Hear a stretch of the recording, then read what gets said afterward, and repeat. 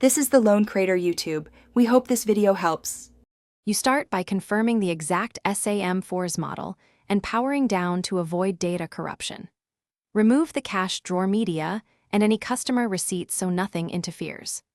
Now press and hold the feed button and the mode key simultaneously, then apply power to the unit to force it into service or diagnostic mode.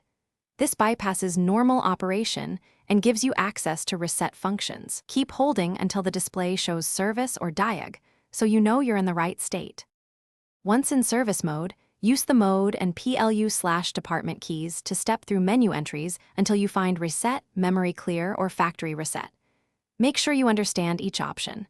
Selective resets conserve sales totals or settings, while full factory reset erases everything and returns defaults. If backups are needed, do them now, print reports, or export via a PC link. When ready, select the intended reset and press the specified confirm key. The register will proceed and may, after the reset completes, power cycle the unit and immediately reconfigure essentials like date, time, tax settings, terminal ID, and receipt header so transactions are accurate.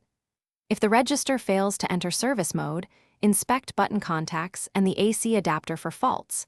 Sometimes a sticky key or low voltage prevents mode entry.